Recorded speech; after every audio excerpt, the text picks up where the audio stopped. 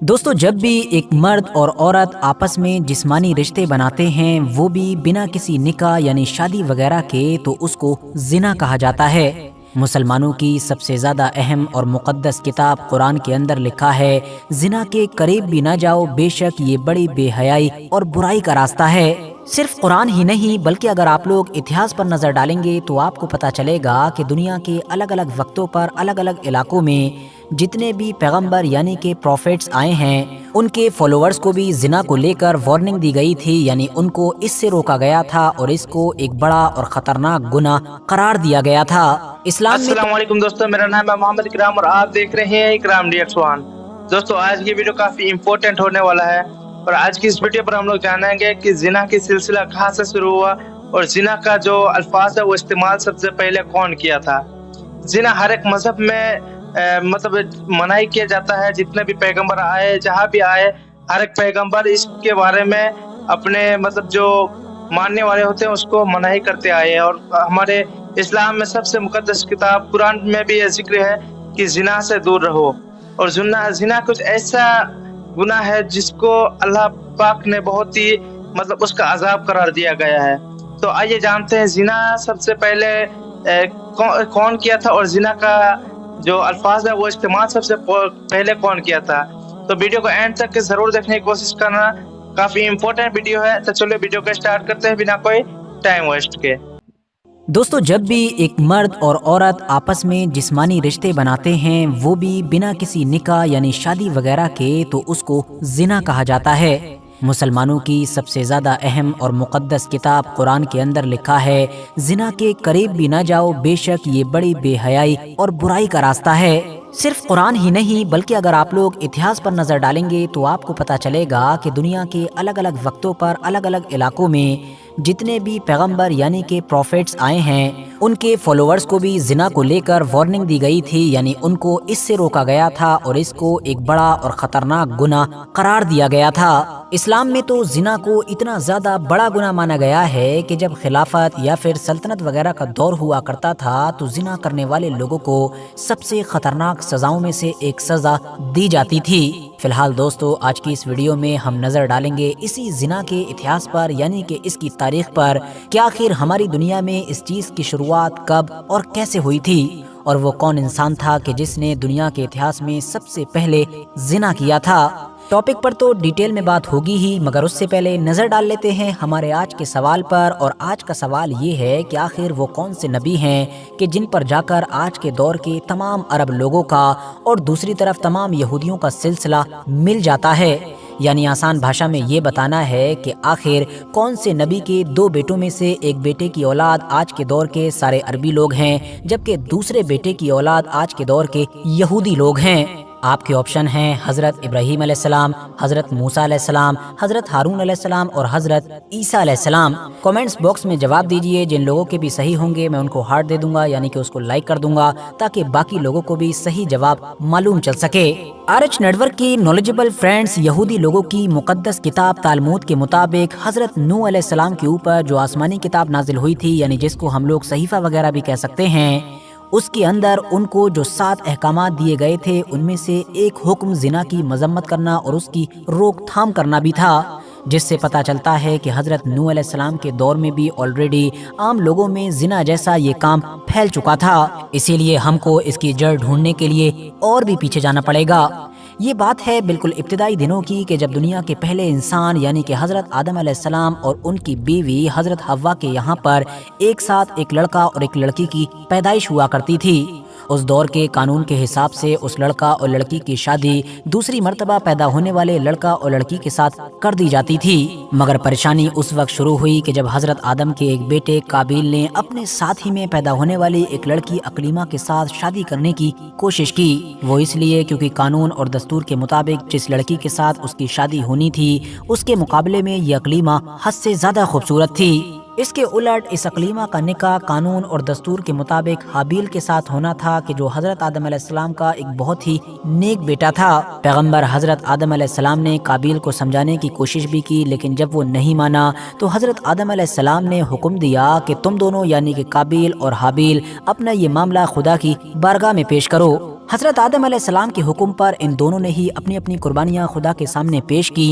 मामला यही था कि जिसकी भी कुर्बानी कबूल हो जाती, खुदा के कानून के हिसाब से वही अकलीमा का असली हकदार होता।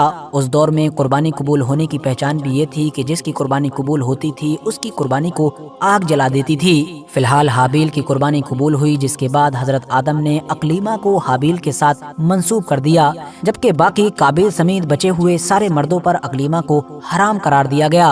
लेकिन काबिल ने कुर्बानी न होने की वजह से अब मायूसी, हसद, जलन और गुस्से में अपने ही भाई हाबिल को कत्ल कर दिया। वैसे दोस्तों, हाबिल और काबिल का ये मशहूर वाकया आप में से ज्यादातर लोगों ने तो ऑलरेडी सुना ही होगा। ये भी पता होगा कि कत्ल करने के बाद उसने कैसे हाबिल को दफनाया था, और ये भी पता होगा कि इस तरह से काबिल ही हमारी दुनिया का पहला कातिल बना था। लेकिन आप में से बहुत कम ही लोग जानते होंगे कि पहला कातिल होने के साथ साथ काबिल हमारी इस दुनिया का पहला जानी यानी कि जिना करने वाला इंसान भी था, जिसने रस्मों रिवाज, सोसाइटी, वालिदैन, इवन खुदा की भी मर्जी और मंशा के खिलाफ जाकर उस अकलीमा के साथ जिना किया कि जो खुद उसके रिश्ते में कानूनी तौर पर उसकी बहन ठहरी थी। इसके बाद हजरत आदम अलैहिस्सलाम ने जब सजा के तौर पर काबिल को अपने इलाके से बेदखल कर दिया, तो ये अपनी बहन अकलीमा के साथ अदन के जो आज के दौर के यमन के इलाके में है उस तरफ निकल गया। यहाँ पर काबिल के जिना के नतीजे में ही जो औलादें पैदा हुई वो खूब फली फूली और आगे जाकर इन्होंने हनूक नाम के एक शहर की बुनियाद भी रखी। हाबिल के कत्ल होने से लेकर इधर अदन में आबाद होने तक और फिर इस पूरे इलाके में इसकी नस्लों के परवान चढ़ने तक, इस पूरे दौर में ही शैतान काबिल के साथ भरपूर रहा। शैतान के बहकाने पर ही काबिल ने दुनिया में पहली बार गैर खुदा की इबादत शुरू की। इसके अलावा भी शैतान ने अब धीरे धीरे काबिल की औलादों को और भी बहुत सारी चीजें सिखानी शुरू की।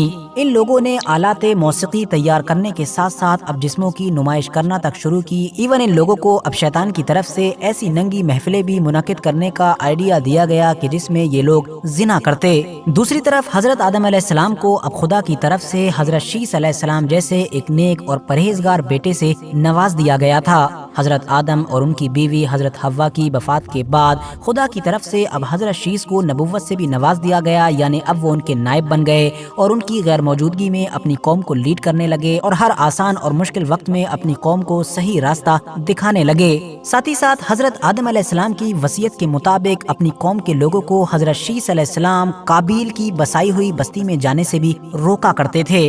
लेकिन फिर एक बार हजरत शीस अलैहिस्सलाम की कौम का एक आदमी चोरी चुपके से काबिल के इलाके में पहुंच गया। जिस वक्त ये उस इलाके में पहुंचा, ये दरअसल काबिल की औलादों के लिए एक त्योहार का दिन था। हर तरफ मौसीकी बजाई जा रही थी और औरतें भी आधे कपड़ों में रक्स कर रही थीं। बनी इसराइल की रिवायतों में लिखा गया है कि काबिल के इलाके की यानी कि काबिल की बसाई हुई जो बस्ती थी, जो उसकी औलादें थीं, उनकी जो औरतें हुआ करती थीं वो हद से ज्यादा खूबसूरत हुआ करती थीं। उनके मुकाबले में उनके मर्द बदसूरत हुआ करते थे। जबकि इसके उलट जो हजरत शीस अलैहिस्सलाम वाला ग्रुप था, उधर की औरतें मामूली शक्ल की हुआ करती थीं, मगर उनके मुकाबले में उनके मर्द हद से ज्यादा खूबसूरत और तंदुरुस्त हुआ करते थे। यही वजह रही कि जब चोरी चुपके से काबिल की बस्ती में पहुंचने वाला एक शख्स वापस अपने इलाके यानी कि हजरत शीस अलैहिस्सलाम वाले ग्रुप में पहुंचा और उसने अपने ही जैसे 2-3 और कमजोर ईमान वालों को वहां का हाल सुनाया, तो अब वो लोग भी शौक और तजस्सुस में वहां जाने की हर मुमकिन कोशिश करने लगे।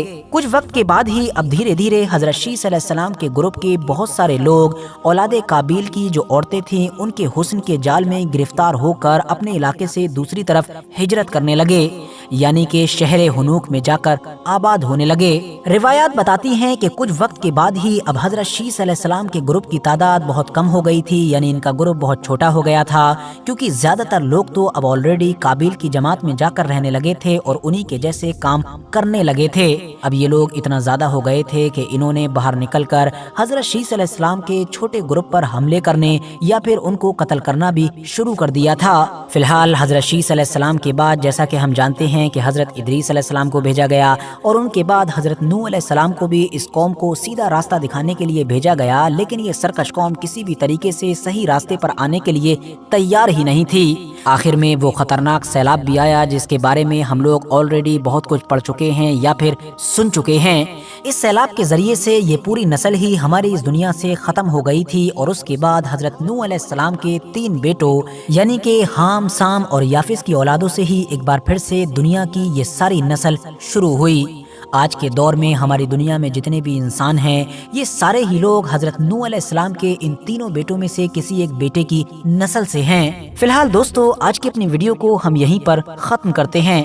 ویڈیو پسند آنے پر نہ صرف ویڈیو کو لائک کریں بلکہ اپنے فرینڈز کے ساتھ بھی ضرور شیئر کریں، اور اسی طرح کی نالجیبل اور ہسٹوریکل ویڈیوز ہمیشہ دیکھنے کے لیے ہمارے اس چینل کو سبسکرائب کرنے کے ساتھ ساتھ بیل آئیکن کو بھی ضرور پریس کریں۔ تو دوستو آپ لوگ سمجھ گئے ہوں گے کہ ہمارے دنیا کا سب سے پہلے جو زانی تھا وہ ایک حضرت آدم علیہ السلام کے بیٹے حابیل تھا۔ اینڈ یہ ویڈیو آپ لوگ کیسے لگا کمنٹ سیکشن میں ضرور بتائیے گا۔ ایسے ہی نالج فل اور انٹرسٹنگ ویڈیو دیکھنا چاہتے ہیں تو ہمارے چینل کو سبسکرائب لازمی کیجیے گا، اینڈ ویڈیو کو لائک کرنا بالکل مت بھولیے گا، اینڈ بہت سا خیال رکھیے گا اپنا۔ السلام علیکم ورحمۃ اللہ وبرکاتہ، جزاک اللہ خیر۔